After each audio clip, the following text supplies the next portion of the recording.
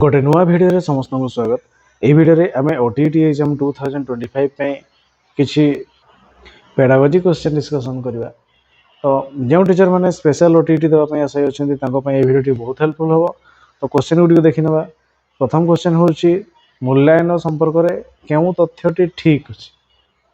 मूल्यांकन एक निरंतर प्रक्रिया ना मूल्यांकन एक सहयोगितामूलक प्रक्रिया ना मूल्यांकन एक विस्तृत प्रक्रिया ना उपरोक्त समस्त। यदि देखिए मूल्यांकन संपर्क में कौटा ठीक बोली कही तो मूल्यांकन एक निरंतर प्रक्रिया ठीक अच्छे।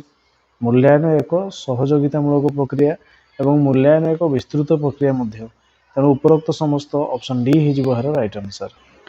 यहाँ 2 नंबर निर्दिष्ट पाठ एकक पढ़ागला शिक्षार्थी मानक आशाजनक आचरणगत परिवर्तन होइछि कि नहीं ताहा केउ मूल्यांकन जानी हबो। तेरे पाठ आम पढ़ी सारे किसी प्रोग्रेस होइछि कि नहीं केमती जानिबा।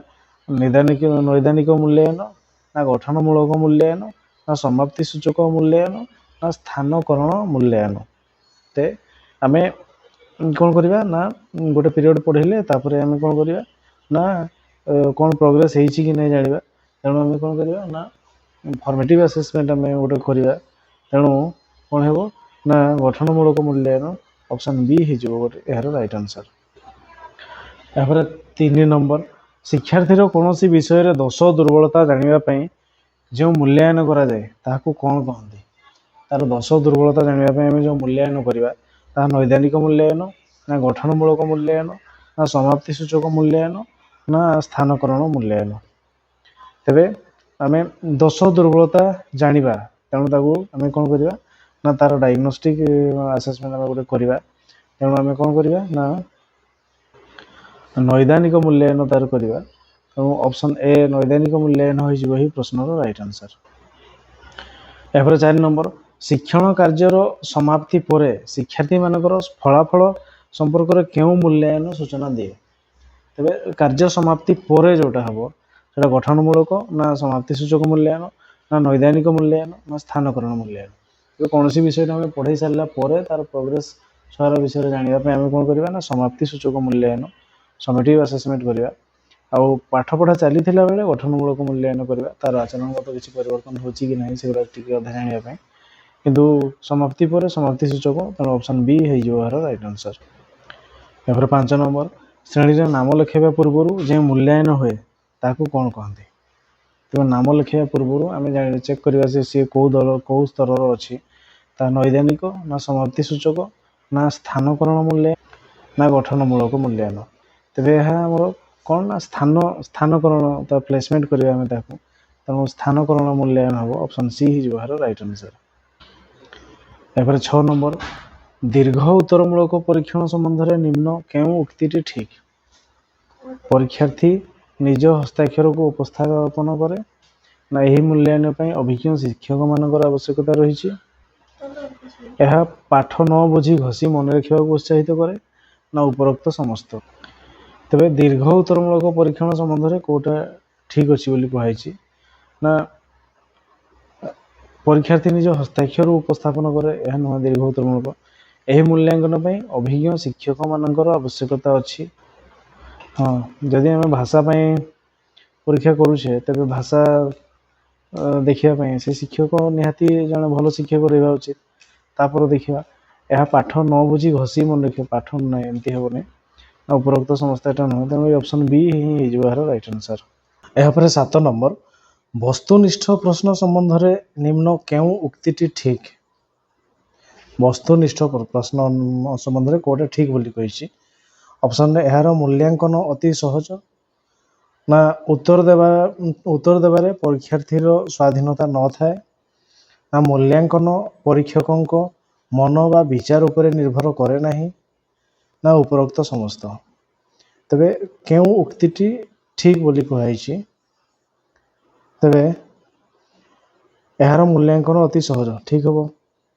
उत्तर देवारे परीक्षार्थीर स्वाधीनता न थाए स्वाधीनता न थाए कारण सी निज मन इच्छा किसी करें। जदि आम कहू नदी बढ़ीर दृश्य विषय लिखापी तो सी तार मनरू जहाँ लिखिले चलो। किंतु आमर वस्तुनिष्ठ प्रश्न सेमती हे ना तेणु शिक्षार्थी किसी स्वाधीनता से ना जदि उल्टा पल्टा लिखिदेला भूल हो तेणु ये भी चलो।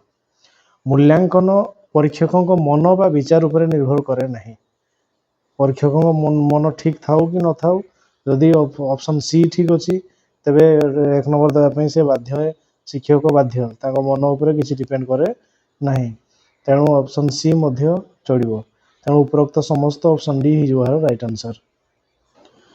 यापर 8 नंबर बहु विकल्प मूलक परीक्षण संबंध में क्यों तथ्यटी भूल बहु विकल्प प्रश्न कौटा भूल बोली कही परीक्षण समस्त विकल्प गुड़िक समजातीय होगा दरकार परीक्षण समस्त विकल्प गुड़िक समजातीय होगा दरकार ठीक अच्छे सबुरा एका टाइप हेल्ले शिक्षार्थी को खोजापी कष्ट हम आमर परीक्षा ठीक माने परिचालित हम तापर प्रत्येक प्रश्न पर 4-5टी संभाव्य उत्तर देवा विधेय बहु विकल्प आम प्रत्येक प्रश्न पर निहाती अतिकम 4टा तो देवा निहाती 4-5टा देवा निहाती तापर पुस्तकर भाषा को व्यवहार करने ठीक नुहे पुस्तकर भाषा को व्यवहार करने ठीक नुहे पुस्तकर भाषा तो व्यवहार हेब तेणु ये ऑप्शन अड़ुआ लगुच देखा तेणु ये ऑप्शन सी ही हम यार राइट आंसर। यापर 9 नंबर गोटे पिला दैनंदिन जीवन में ठीक भूल जानीपारुछि एवं तदनुजाई कार्य करुछि तेबे से क्यों दक्षता हासिल करिछि ठीक भूल जानीपारुछि एवं से अनुसार से कार्य करुछि दैनंदिन जीवन में तार ज्ञान हासिल होइछि ना बोध ना प्रयोग ना कौशल ताले से पिलार ताले कौन से दैनंदिन जीवन में ठीक भूल विचार करिकी कार्य करि पारुछि तेणु से प्रयोग करि पारुछि से तार शिक्षा को तेणु प्रयोग तार हासिल होइछि ऑप्शन सी ही जो राइट आंसर। यापर 10 नंबर गोटे पिला विभिन्न प्रकार मानचित्र अंकन करि पारुछि तेबे से क्यों दक्षता हासिल करिछि कौशल ना प्रयोग ना बोध ना ज्ञान गोटे पिलाटा मानचित्र अंकन करि पारुछि ताने तार फाइन मोटर स्किल एवं तार आइडिया सब आसी से कौशल सब शिखी जाइए कौशल से हासिल करि पारिछि तेणु ऑप्शन ए ही जो राइट आंसर। 11 नंबर निम्न केउं दक्षता को प्रश्न पत्र माध्यम रे मापिबा संभव नुहे कौ दक्षताटा आम प्रश्न द्वारा मापि परिबा नाही शिक्षार्थीर ज्ञान ना शिक्षार्थीर बोध शक्ति ना लब्ध ज्ञान को प्रयोग करवा ना शिक्षार्थीर व्यक्तित्व कौटा को आम प्रश्न द्वारा मापि परिबा नाही शिक्षार्थीर लब्ध ज्ञान को प्रयोग करवा शिक्षार्थीर बोध शक्ति ज्ञान एगुड़ा सब आम प्रश्न माध्यम मापि परिबा किंतु व्यक्तित्व गोटे पैसा पड़ी से उठेकी से कहार हजिची बोली पचारुची ना निज पकेट पूरी दूसरी सेगुड़ा आम प्रश्न द्वारा मापि परिबा नाही गोटे असहाय व्यक्ति को साहाय्य करुची ना बाट भांगी चली जाऊँगी तार व्यक्तित्व कौन ता आम प्रश्न द्वारा मापि परिबा नाही तेणु ऑप्शन डी ही जो राइट आंसर। यापर 12 नंबर पर्यवेक्षण मुख्य साधन गुड़िक कौन घटनावलीर विवरणी ना रेटिंग स्केल ना चेकलिस्ट ना ए समस्त तेरे पर्यवेक्षण मुख्य साधन गुड़िक विवरणी तो आम तार सृष्टि करवा तार रेटिंग स्केल भी यूज करवा चेकलिस्ट भी दवा ए समस्त तेणु ए समस्त सबुगुड़ा आम पर्यवेक्षण साधन साधन गुड़िक हम तेणु ऑप्शन डी हो राइट आंसर। यापर 13 नंबर विद्यार्थीर विभिन्न कार्यकलाप संबंध में घटनावलीर लिपिबद्ध करा काहींकी दरकार घटना गुड़िक आम कहीं लिपिबद्ध लिखा दरकार विद्यार्थीर सामर्थ्य और दुर्बलता को चिन्हट करी उपयुक्त सहायता व्यवस्था दि जापर विद्यालय विभिन्न कार्यकलाप संबंध में घटनावली लिपिबद्ध करा काहींकी दरकार बोली कही ना आम कौन कह विद्यार्थीर सामर्थ्य और दुर्बलता को चिन्हट करी उपयुक्त सहायता व्यवस्था करा हाँ आम जब तार सब जिन लिखि रखा घटना गुड़िक तेज कौन तार सामर्थ्य रोचे कौन दुर्बलता से चिन्ह पार आवश्यक हेल्ले सहायता भी दे पार कि ये ठीक अच्छे तापर विद्यार्थीर कृति आचरण को परवर्ती कृति निर्वाचन में व्यवहार कर हाँ से विद्यार्थी तार कौ तार अधिक सी କୃତିତ୍ୱ ହାସଲ କରୁଛି ସେଗୁଡ଼ାକୁ ଆମେ ପରବର୍ତ୍ତୀ ଷ୍ଟେଜ୍ରେ ସେଗୁଡ଼ାକୁ ମଡ଼ିଫାଇ କରିପାରିବା, ଆହୁରି ଅଧିକ କରିପାରିବା, ଇଏ ବି ଠିକ୍ ଅଛି। ଏହାପରେ ବିଦ୍ୟାର୍ଥୀର ଅପାରଗତାକୁ ଲକ୍ଷ୍ୟ କରି ଉପଯୁକ୍ତ ପ୍ରତିପୁଷ୍ଟି ଯୋଗାଇ ଦିଆଯାଇପାରିବ। ହଁ, ଯଦି ଆମେ ସେଗୁଡ଼ା ସବୁ ଲିପିବଦ୍ଧ କରିବା ତେବେ ଆମେ ତାର ଅପାରଗତା କେଉଁଠି ରହୁଛି ସେଟା ଜାଣିପାରିବା, ତାକୁ ପ୍ରତିପୁଷ୍ଟି ବି ଯୋଗାଇ ପାରିବା, ଫିଡ଼ବ୍ୟାକ୍ ବି ଦେଇପାରିବା। ତାପରେ ଦେଇଛି ଉପରୋକ୍ତ ମଧ୍ୟରୁ ସମସ୍ତ ସବୁଗୁଡ଼ା ଆମର ଆବଶ୍ୟକ ହେଲା, ତେଣୁ ଅପସନ୍ ଡି ହେଇଯିବ ଏହାର ରାଇଟ୍ ଆନ୍ସର୍। 14 ନମ୍ବର, ସାଧାରଣତଃ କେଉଁ ପ୍ରକାରର ରେଟିଂ ସ୍କେଲ୍ ବିଦ୍ୟାଳୟମାନଙ୍କରେ ବ୍ୟବହାର କରାଯାଏ ନାହିଁ? ରେଟିଂ ଦେବା ପାଇଁ ଆମେ କ'ଣ ବ୍ୟବହାର କରୁନାହିଁ? 3 ପଏଣ୍ଟ ନା 5 ପଏଣ୍ଟ ନା 7 ପଏଣ୍ଟ ନା 9 ପଏଣ୍ଟ, କେଉଁଟା ଆମେ ୟୁଜ୍ କରୁ ନାହୁଁ ବୋଲି ସେ କହିଛି। ତ 9 ପଏଣ୍ଟ ଆମେ ୟୁଜ୍ କରୁନାହୁଁ, ଅପସନ୍ ଡି ହେଇଯିବ ରାଇଟ୍ ଆନ୍ସର୍। 15 ନମ୍ବର, ବିଦ୍ୟାଳୟମାନଙ୍କରେ କେଉଁ ଶିକ୍ଷାଦାନ ଶିକ୍ଷଣ ସମ୍ବଳ ଅଛି କି ନାହିଁ? କେଉଁ ଶିକ୍ଷାଦାନ ଶିକ୍ଷଣ ସମ୍ବଳ ଅଛି କି ନାହିଁ ତାହା ଜାଣିବା ପାଇଁ କେଉଁ ସାଧନ ବ୍ୟବହାର କରାଯିବ? ବିଦ୍ୟାଳୟମାନଙ୍କରେ କେଉଁ ଶିକ୍ଷାଦାନ ଶିକ୍ଷଣ ସମ୍ବଳ ଅଛି କି ନାହିଁ? ରେଟିଂ ସ୍କେଲ୍ ନା ଚେକଲିଷ୍ଟ ନା ଦୁଇଟା ଯାକ ନା କୌଣସିଟି ନୁହଁ? ତେବେ କେଉଁ ଶିକ୍ଷାଦାନ ଶିକ୍ଷଣ ସମ୍ବଳ ଅଛି କି ନାହିଁ ତାହା ଜାଣିବା ପାଇଁ କେଉଁଟା ଅଛି କି ନାହିଁ ସେଇଟା ଆମେ ଜାଣିବା ପାଇଁ କ'ଣ କରିବା ନା ଅଛି କି ନାହିଁ ଟିକ୍ ମାରିବା। ଚେକଲିଷ୍ଟ ଦରକାର, ଆମର ଚେକଲିଷ୍ଟ ରେଟିଂ ଦେବା ଦରକାର ନାହିଁ, ଚେକଲିଷ୍ଟ ଏଇଟା ଅଛି ରାଇଟ୍ ମାରିବା, ଏଇଟା ନାହିଁ କ୍ରସ୍ ମାରିଦେବା। ଚେକଲିଷ୍ଟ ଦରକାର, ତେଣୁ ଅପସନ୍ ବି ହେଇଯିବ ରାଇଟ୍ ଆନ୍ସର୍। ଏହାପରେ 16, ସାକ୍ଷାତକାର ପଦ୍ଧତିରେ ବିଦ୍ୟାର୍ଥୀ ବିଷୟରେ ତଥ୍ୟ ସଂଗ୍ରହ କରିବା ପାଇଁ ନିମ୍ନ କେଉଁ ସାଧନୀ ବ୍ୟବହାର କରାଯାଏ? ରେଟିଂ ସ୍କେଲ୍ ନା ଚେକଲିଷ୍ଟ ନା ପ୍ରଶ୍ନ ଫର୍ଦ୍ଦ ନା ଉପରୋକ୍ତ ସମସ୍ତ? ସାକ୍ଷାତକାର ବେଳେ ଆମେ କ'ଣ କରିଥାଉ ନା ସେ ପିଲାଟିର ବସିବା ଷ୍ଟାଇଲ୍ ଠିକ୍ ମାନେ କେଉଁ ଭଳିଆ ରେଟିଂ ଦେଇପାରିବା। ଆଉ ତାପରେ ଚେକଲିଷ୍ଟରେ ଆମେ ଟିକ୍ ମାରିପାରିବା ସେ କେଉଁ ଜିନିଷ ଗୁଡ଼ାକୁ ଆମେ ନିହାତି ଦରକାର, ଆମର ସେ କଥା କହିବା ପୂର୍ବରୁ ଅନୁମତି ମାଗୁଛି କି ନାହିଁ, ହଁ କି ନାହିଁ, ଚେକଲିଷ୍ଟ ବି ନେଇପାରିବା। ଆଉ ବିଭିନ୍ନ ପ୍ରଶ୍ନ ବି ଆମେ ପଚାରିପାରିବା, ତେଣୁ ଉପରୋକ୍ତ ସମସ୍ତ ଅପସନ୍ ଡି ହେଇଯିବ ରାଇଟ୍ ଆନ୍ସର୍। ଏହାପରେ 17, ଶିକ୍ଷାର୍ଥୀମାନଙ୍କ ଦ୍ୱାରା ପ୍ରସ୍ତୁତ ବା ସଂଗୃହୀତ ଦ୍ରବ୍ୟକୁ ଭିତ୍ତି କରି ଯେଉଁ ମୂଲ୍ୟାୟନ କରାଯାଏ ତାହାକୁ କି ପ୍ରକାର ମୂଲ୍ୟାୟନ କୁହାଯାଏ? ତେବେ ଶିକ୍ଷାର୍ଥୀଙ୍କ ଦ୍ୱାରା ପ୍ରସ୍ତୁତ ବା ସଂଗୃହୀତ ଦ୍ରବ୍ୟକୁ ଭିତ୍ତି କରି ଯେଉଁ ମୂଲ୍ୟାୟନ କରାଯାଏ ଶିକ୍ଷାର୍ଥୀମାନଙ୍କ ଦ୍ୱାରା, ତେବେ ସେହି ମୂଲ୍ୟାୟନକୁ କ'ଣ କୁହାଯାଏ? ନିଦାନାତ୍ମକ ମୂଲ୍ୟାୟନ ନା କୃତି ମୂଲ୍ୟାୟନ ନା ଗଠନମୂଳକ ମୂଲ୍ୟାୟନ ନା ଉପରୋକ୍ତ ମଧ୍ୟରୁ କୌଣସିଟି ନୁହେଁ?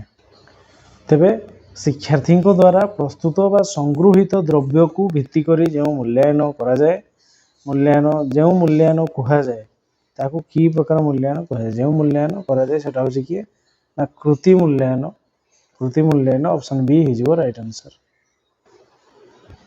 18 ନମ୍ବର, କୃତି ମୂଲ୍ୟାୟନ ପାଇଁ ମୁଖ୍ୟତଃ କେଉଁ ପ୍ରକାରର ସାଧନ ବ୍ୟବହାର କରାଯାଏ? ରେଟିଂ ସ୍କେଲ୍ ନା ଚେକଲିଷ୍ଟ ନା ଦୁଇଟା ଯାକ ନା କୌଣସିଟି ନୁହଁ? କୃତି ମୂଲ୍ୟାୟନ ପାଇଁ ଆମେ କେଉଁଟା ବ୍ୟବହାର କରିପାରିବା? ଦୁଇଟା ଯାକ, ରେଟିଂ ସ୍କେଲ୍ ବି ଚେକଲିଷ୍ଟ ବି, ତେଣୁ ଉଭୟ ଏ ଏବଂ ବି, ଅପସନ୍ ସି ହେଇଯିବ ରାଇଟ୍ ଆନ୍ସର୍। ଏହାପରେ 19, ମାନ ନିର୍ଦ୍ଧାରଣ ପାଇଁ ଯୋଜନା ପ୍ରସ୍ତୁତି ସମ୍ବନ୍ଧରେ ନିମ୍ନ କେଉଁ ତଥ୍ୟଟି ଠିକ୍? ମାନ ନିର୍ଦ୍ଧାରଣ ପାଇଁ ଆମେ ଯୋଜନା କଲାବେଳେ କେଉଁଟା ଠିକ୍? ନିର୍ଦ୍ଦିଷ୍ଟ କୌଶଳ ପାଇଁ କେଉଁ ସାଧନୀ ବ୍ୟବହାର କରାଯିବ ତାହା ଉଲ୍ଲେଖ ରହିବ। ତେବେ ନିର୍ଦ୍ଦିଷ୍ଟ କୌଶଳ ପାଇଁ କେଉଁ ସାଧନୀ ବ୍ୟବହାର କରାଯିବ ତାହା ଉଲ୍ଲେଖ ରହିବ, ଠିକ୍ ଅଛି।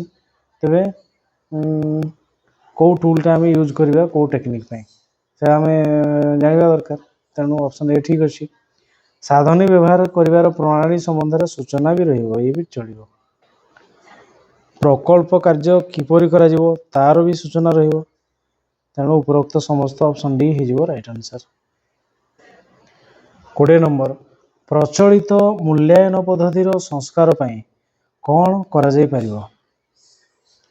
ସିଲାବସ୍ର ସମସ୍ତ ଅଂଶକୁ ପ୍ରଶ୍ନ ପଚରାଯିବ ନା ବର୍ଷର ବିଭିନ୍ନ ସମୟରେ ପରୀକ୍ଷଣ କରାଯିବ ନା ଦୁଇଟା ଯାକ ନା କୌଣସିଟି ନୁହଁ? ତେବେ ପ୍ରଚଳିତ ମୂଲ୍ୟାୟନ ପଦ୍ଧତିର ସଂସ୍କାର ପାଇଁ ଚେଞ୍ଜ କିଛି ଯଦି ଆମର ଆବଶ୍ୟକ ପଡ଼େ ତାହେଲେ କ'ଣ କରିବା ନା ସିଲାବସର ସମସ୍ତ ଅଂଶରୁ ପ୍ରଶ୍ନ ପଚାରିଯିବ, ସମସ୍ତ ଅଂଶରୁ ପ୍ରଶ୍ନ ପଚାରିବା ଦରକାର। ତେବେ ଯାଇକି ଆମେ ଶିକ୍ଷାର୍ଥୀ କେତେ କ'ଣ ହାସଲ କରିଛି ଜାଣିହେବ। ଆଉ ବର୍ଷର ବିଭିନ୍ନ ସମୟରେ ପରୀକ୍ଷଣ କରାଯିବା ବି ଆବଶ୍ୟକ, ଠିକ୍ ଅଛି। ତେଣୁ ଉଭୟ ଏ ଏବଂ ବି, ଅପସନ୍ ସି ହେଇଯିବ ରାଇଟ୍ ଆନ୍ସର। 21 ନମ୍ବର, ନିମ୍ନଲିଖିତ ତଥ୍ୟ ଗୁଡ଼ିକ ମଧ୍ୟରୁ କେଉଁଟି ପାଠ ଯୋଜନା ସମ୍ପର୍କିତ? ପାଠ ଯୋଜନା ସମ୍ପର୍କିତ କୋଉଟା ବୋଲି କୁହାଯାଇଛି? ଶିକ୍ଷକ କି ପଦ୍ଧତି ବ୍ୟବହାର କରିବେ ଓ କ'ଣ ପଢ଼ାଇବେ? ପାଠ ଯୋଜନା ପୂର୍ବରୁ ଏଗୁଡ଼ା ଦରକାର, କେଉଁ ପଦ୍ଧତିରେ ପଢ଼ା ହେବ ଆଉ କ'ଣ ପଢ଼ା ହେବ ଏଗୁଡ଼ା ନିହାତି ଜାଣିବା ଦରକାର। ବିରେ, ଶିକ୍ଷାଦାନ ଶିକ୍ଷଣ ପ୍ରକ୍ରିୟାକୁ ପୂର୍ବ ନିର୍ଦ୍ଧାରିତ ସମୟ ଅନୁସାରେ ଶେଷ କରିବାକୁ ଅଭିପ୍ରେରିତ କରିବା।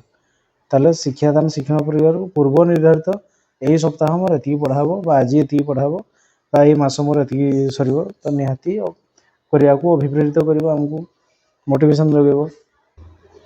ତାପରେ ଶ୍ରେଣୀ କକ୍ଷରେ କେଉଁ ପ୍ରକାରର ପାଠ୍ୟ ଉପକରଣ ବ୍ୟବହାର କରାଯିବ? ହଁ, କେଉଁ TLM ନେବା ସେଇଟା ତ ଆମକୁ ନିହାତି ଦରକାର ଜଣାଇବାକୁ। ତେଣୁ ଉପରୋକ୍ତ ସମସ୍ତ ଅପସନ୍ ଡି ହେଇଯିବ ଏହାର ରାଇଟ୍ ଆନ୍ସର। ଏହାପରେ 22 ନମ୍ବର, ଉଚ୍ଚ ପ୍ରାଥମିକ ସ୍ତରରେ ମୋଟ କାର୍ଯ୍ୟ ଦିବସ କେତେ ଦିନ? 200 ନା 210 ନା 220 ନା 230? ତେବେ କାର୍ଯ୍ୟ ଦିବସ ଆମର କେତେ ଦିନ? 220 ଦିନ। ଏହା ଚେଞ୍ଜ ହୁଏ, ବଢ଼ିଥାଏ, କିଛି ଦିନ ଛୁଟି ଗୁଡ଼ା ଯଦି ରବିବାର ପଡ଼ିଯିବ ତେବେ ବଢ଼ିବ। ତେବେ 220 ଧରିବା, ଅପସନ୍ ସି 220 ହେଇଯିବ ରାଇଟ୍ ଆନ୍ସର। 23, ଶିକ୍ଷାବର୍ଷ ଆରମ୍ଭରୁ ପ୍ରତ୍ୟେକ ବିଷୟ ପାଇଁ ଯେଉଁ ଯୋଜନା ପ୍ରସ୍ତୁତ କରାଯାଏ ତାହାକୁ କ'ଣ କହନ୍ତି? ପ୍ରତ୍ୟେକ ବିଷୟ ପାଇଁ, ସାହିତ୍ୟ ପାଇଁ, ଗଣିତ ପାଇଁ, ଇଂଲିଶ ବିଜ୍ଞାନ ଯେଉଁ ଯୋଜନା କରାଯାଏ ତାହାକୁ କ'ଣ କହିବା? ବାର୍ଷିକ ପାଠ ଯୋଜନା ନା ଏକକ ପାଠ ଯୋଜନା ନା ଦୈନିକ ପାଠ ଯୋଜନା ନା ବ୍ଲୁ ପ୍ରିଣ୍ଟ? ତେବେ ଶିକ୍ଷାବର୍ଷ ଆରମ୍ଭରୁ ଯେଉଁଟା ଆମେ କରିବା ସେଇଟା ହେଉଛି ବାର୍ଷିକ ପାଠ ଯୋଜନା। ସବୁ ବିଷୟ ପାଇଁ ଆମେ କରିବା ବାର୍ଷିକ ପାଠ ଯୋଜନା। ବର୍ଷ ଭିତରେ କେଉଁ ଆମର କେତେ କ'ଣ ପଢ଼ା ହେବ, କ'ଣ ସବୁ ରହିବ। ତେଣୁ ଅପସନ୍ ଏ ବାର୍ଷିକ ପାଠ ଯୋଜନା ହେଇଯିବ ରାଇଟ୍ ଆନ୍ସର। 24, ବାର୍ଷିକ ପାଠ ଯୋଜନା ସମ୍ବନ୍ଧରେ ନିମ୍ନ କେଉଁ ତଥ୍ୟଟି ଭୁଲ ବୋଲି କୁହାଯାଇଛି? କେଉଁ ତଥ୍ୟଟି ଆମର ଭୁଲ ଅଛି? ତେବେ ପ୍ରତ୍ୟେକ ବିଷୟ ପାଇଁ ମୋଟ ପିରିୟଡ଼ ସଂଖ୍ୟା ନିର୍ଣ୍ଣୟ କରାଯାଏ। ପିରିୟଡ଼ ଆମକୁ ନିହାତି ଦରକାର। ତେବେ ଆମେ ଗୋଟେ ବିଷୟ ପଢ଼ିବା କଳାମାଣିକରେ, ଏଇଟା ମୋର 15ଟି ବିଷୟ କି 15ଟି ପିରିୟଡ଼ କି 20ଟି ପିରିୟଡ଼, ଯେତିକି ନିହାତି ସେଟା ଜାଣିବା ଦରକାର, ଜଣାଇବା ଦରକାର। ତାପରେ ମୂଲ୍ୟାୟନ ସମୟ ସ୍ଥିର କରାଯାଇ ଯୋଜନାରେ ଅନ୍ତର୍ଭୁକ୍ତ କରାଯାଏ। ମୂଲ୍ୟାୟନ ସମୟ ନିହାତି ଜାଣିବା ଦରକାର। ୟୁନିଟ୍ ଆମର ହେବ ୟୁନିଟ୍ 4ଟି ୟୁନିଟ୍, ହାଫେଲି, ଆନୁଆଲ୍, ପୁଣି ଆହୁରି ବିଭିନ୍ନ ଅଛି, ସେଗୁଡ଼ା ସବୁ ଯୋଜନାରେ ଅନ୍ତର୍ଭୁକ୍ତ କରିବା ଆବଶ୍ୟକ। କେଉଁ ମାସରେ କେଉଁଟା ହେବ ଏଗୁଡ଼ା ଜାଣିବା ଦରକାର ପିଲାମାନଙ୍କୁ।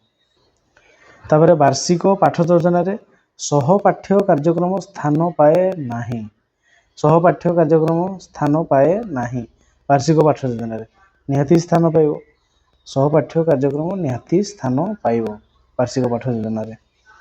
ତେବେ ଆନୁଆଲ୍ ଫଙ୍କସନ୍ କେବେ ହେବ ଆଉ ବିଜ୍ଞାନ ମେଳା କେବେ ହେବ, ଏଗୁଡ଼ା ଶୌସୁର ବି କେବେ ହେବ, ବିଭିନ୍ନ ପ୍ରତ୍ୟେକ ପିରିୟଡ଼ ଏଇ ମାସରେ କେଉଁ ଦକ୍ଷତା, ଶାରୀରିକ ଦକ୍ଷତା ଏଗୁଡ଼ା ସବୁ ତାଙ୍କର ଆବଶ୍ୟକ, ସେଗୁଡ଼ା ସବୁ ନିହାତି ସ୍ଥାନ ପାଇବ। ତେଣୁ ଅପସନ୍ ସି ଠିକ୍ରେ ଲାଗୁନାହିଁ। ଅପସନ୍ ଡି ଦେଖିବା। ବାର୍ଷିକ ଯୋଜନାରେ ଜାତୀୟ ଦିବସ ପାଳନକୁ ସ୍ଥାନିତ କରାଯାଏ। ଜାତୀୟ ଦିବସ ସବୁ ପର୍ବପର୍ବାଣି ଏଗୁଡ଼ା ସବୁ ରହିବ। ସେଇ ହିସାବରେ ଆମେ ପାଠ ଯୋଜନା କରିବା। କେଉଁ ମାସ କେତୋଟି ଦିବସ ରହୁଛି, କେତେ ପିରିୟଡ଼ ହେଇପାରିବ। ତେଣୁ ଅପସନ୍ ସି ଠିକ୍ ନାହିଁ, ତେଣୁ ଅପସନ୍ ସି ହେଇଯିବ ରାଇଟ୍ ଆନ୍ସର। 25 ନମ୍ବର, ଭୂଗୋଳ ବିଷୟ ପାଇଁ ଯୋଜନା କଲାବେଳେ ନିମ୍ନ ପ୍ରବିଧି ମଧ୍ୟରୁ କେଉଁଟିକୁ ସାଧାରଣତଃ ବ୍ୟବହାର କରାଯାଏ ନାହିଁ? କେଉଁଟା ଦରକାର ନାହିଁ ଆମର? କୁଇଜ୍ କାର୍ଯ୍ୟକ୍ରମ ନା ଅଭିନୟ ନା ମାନଚିତ୍ର ଅଙ୍କନ ନା କ୍ଷେତ୍ର ପରିଭ୍ରମଣ? ଭୂଗୋଳ ପଢ଼ିଲା ବେଳେ ଅଭିନୟ ଆବଶ୍ୟକ ପଡ଼ିବ ନାହିଁ। ତେଣୁ କୁଇଜ୍ ଦରକାର, ମାନଚିତ୍ର ଦରକାର, କ୍ଷେତ୍ର ପରିଭ୍ରମଣ ଦରକାର, କିନ୍ତୁ ଅଭିନୟ ଆବଶ୍ୟକ ପଡ଼ୁନାହିଁ। ତେଣୁ ଅପସନ୍ ବି ଅଭିନୟ ହେଇଯିବ ଏହାର ରାଇଟ୍ ଆନ୍ସର। ଏହାପରେ 26 ନମ୍ବର, ପାଠ ଯୋଜନା ସମ୍ବନ୍ଧରେ କେଉଁ ତଥ୍ୟଟି ଭୁଲ ଅଛି ବୋଲି କୁହାଯାଇଛି? ପାଠ ଯୋଜନା, ଏଥିପାଇଁ ଏକାଧିକ ପିରିୟଡ଼ର ଆବଶ୍ୟକତା ଅଛି। ଶିକ୍ଷଣ କାର୍ଯ୍ୟ ଗୁଡ଼ିକ ବିଶଦ ଭାବରେ ଦର୍ଶାଇ ଦିଆଯାଏ ନା ସମ୍ପୂର୍ଣ୍ଣ ବିଷୟ ସମ୍ପର୍କିତ ଧାରଣା ପ୍ରଦାନ ଦିଗରେ ଯଥେଷ୍ଟ ନୁହେଁ, ନା ପ୍ରସଙ୍ଗ ଅନୁଯାୟୀ ଆବଶ୍ୟକୀୟ ପ୍ରଶ୍ନ ଗୁଡ଼ିକ ସ୍ଥାନିତ ହୋଇଥାଏ? तेबे कोटा भूल अच्छी बोली कही कोटा एथिमे एकाधिक पीरियड आवश्यकता अच्छी हाँ पाठ योजना रे एकाधिक पीरियड आमर आवश्यक रोचे। तापर देखा तापर शिक्षण कार्य गुड़िक विशद भाव में दर्शाई दि जाए शिक्षण कार्य गुड़िक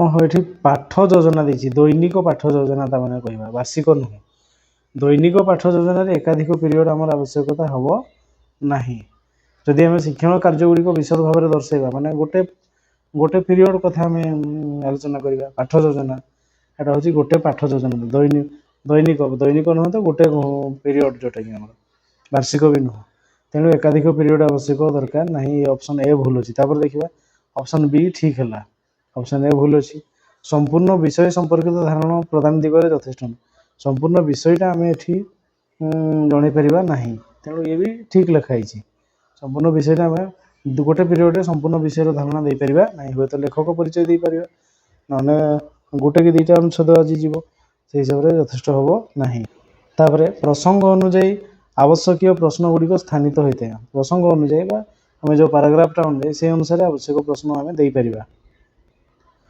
तेणु ऑप्शन ए रे एकाधिक पीरियड आवश्यक एकाधिक पीरियड पाठ योजना एकाधिक पीरियड आवश्यक ना तेणु option A he right answer. 27 निम्न तथ्य मध्यरु केउटी ब्लू प्रिंट रे न थाए ब्लू प्रिंट प्रश्नर प्रकार भेद ना शिक्षण कार्य ना प्रकल्प कार्य ना प्रत्येक दक्षतार गुरुत्व कोटा ब्लू प्रिंट रे न थाए बोली कहि तेबे प्रश्न तो प्रश्नर प्रकार केटा सर्ट टाइप के लंग टाइप से रही शिक्षण कार्य एक्टिविटी न थाए प्रकल्प कार्य आम ब्लू प्रिंट दे पारे प्रश्न तुम आज तुम घरे कौ कौ गुड़ा वृत्ताकार वस्तु से गुड़ा को खोजिक लिखी आने प्रकल्प कार्य प्रश्न रहा प्रत्येक दक्षता को आम गुरुत्व देवा किंतु शिक्षण कार्य ब्लू प्रिंट स्थानित न थाए तेणु ये प्रश्न अनुसार ऑप्शन बी हो राइट आंसर। 28 नंबर एकक परीक्षण संबंध में क्यों तथ्यटी भूल क्यों तथ्यटी ठीक एकक परीक्षण यह गठनमूलक अटे ना शिक्षार्थीर शिक्षण दक्षतार सामर्थ्य दुर्बलता को जानी हुए दुईटा जाक हम ना कौन सी हम ना जदि आम देखा यह गठनमूलक अटे ठीक अच्छे शिक्षार्थीर सामर्थ्य दक्षतार सामर्थ्य तार दुर्बलता को जानी हुए ये भी ठीक अच्छे तेणु ऑप्शन उभय ए और बी रही तेणु ऑप्शन सी हो राइट आंसर। 29 शिक्षार्थीर सर्वांगीन उन्नति मूल्यायन केउं प्रकार हेबा आवश्यक गठनमूलक ना सामग्रिक ना निदानमूलक ना कौन सी नुह सर्वांगीन उन्नति होगापी आम कौ प्रकार मूल्यायन करवा सामग्रिक मूल्यायन करवा ऑप्शन बी हो राइट आंसर।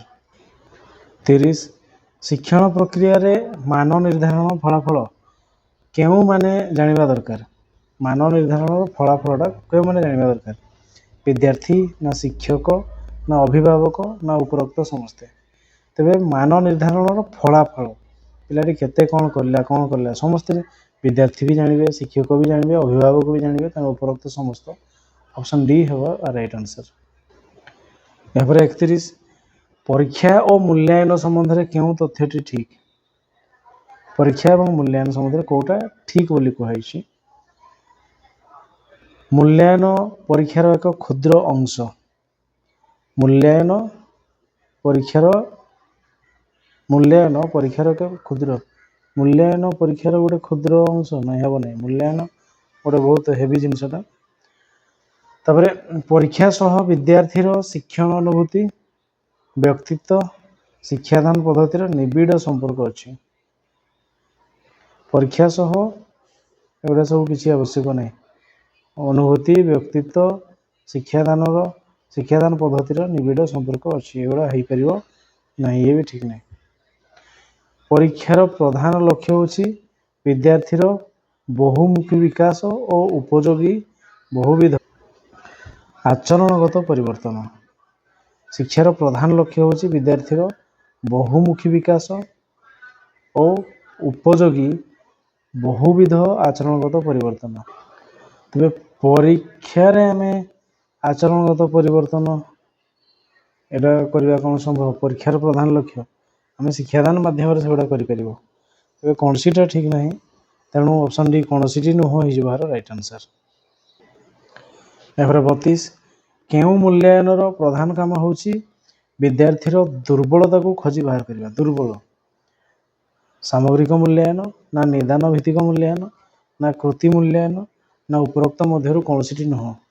विद्यार्थी दुर्बलता को खोजी बाहर करवा डायग्नोस्टिक जोटा कि निदान भित्तिक तेणु ऑप्शन बी हो राइट आंसर। 33 क्रमिक मूल्यांकन जो शिक्षार्थी की सुविधा हुए। क्रमागत दुर्बलतार कारण जना पड़े ना सुधारमूलक व्यवस्था ग्रहण करिवारे सुविधा हुए ना उभय दुईटा जाक ना कौन सी नुह। तेबे क्रमिक मूल्यांकन जो शिक्षार्थी कौ सुविधा हुए क्रमागत दुर्बलतार कारण आम जापर आउ सेमती तार व्यवस्था भी ग्रहण करवा सुधारमूलक व्यवस्था ग्रहण करिवारे भी आमको सुविधा हम। तेणु दुईटा जाक उभय एवं बी ऑप्शन सी हो राइट आंसर। 34 विद्यार्थीर व्यक्तित्व व्यवधार स्वास्थ्य संबंध में क्यों लिपिबद्ध करा जाए। तार व्यक्तित्व व्यवधार स्वास्थ्य संबंध में रेटिंग स्केल ना चेकलिस्ट ना घटनावली बरणी ना प्रगति पत्र एगुड़ा लिखा जाए। तेज यार आंसर हो कौन ना एगुड़ा सब घटनावली बरणी आम लिखिपर ऑप्शन सी हो राइट आंसर। 35 शिक्षार्थी मानकर निर्दिष्ट शिक्षण दुर्बलता चिन्हट पाई निम्न केउ कौशल अवलंबन करने दरकार। शिक्षण दुर्बलता चिन्हट पाई कौटा नेबा एथिपाई अति पाखरु से पर्यवेक्षण करने दरकार। हाँ अति पाखरु पर्यवेक्षण आम कर ठीक अच्छे। तापर कही आवश्यक हेले द्वितीय थर पर निदान करा आवश्यक द्वितीय थर पर आम डायग्नोस कर आवश्यक हेले निदान पर विशेषज्ञ मानकर साहाय्य निया दरकार ये भी ठीक अच्छे। तेणु उपरोक्त समस्त ऑप्शन डी हो राइट आंसर। 36 निम्नोक्त मध्यरु क्यों कारक गुड़िक शिक्षण दुर्बलता सृष्टि करे। कौ कारक गुड़िक शिक्षण दुर्बलता सृष्टि करे। अनुपयोगी पाठ्यक्रम ना अनुपयोगी शिक्षक पद्धति ना अनुपयोगी शिक्षादान शिक्षण उपकरण ना उपरोक्त समस्त एगुड़ा सबू गुड़ा आम दुर्बलता सृष्टि करे। तेणु उपरोक्त समस्त ऑप्शन डी हो राइट आंसर। 37 संचय विवरणी पुस्तिका कौन स्थान पाए नहीं। संचय विवरणी पुस्तिका कौटा मिले नहीं स्थान रुहे नहीं।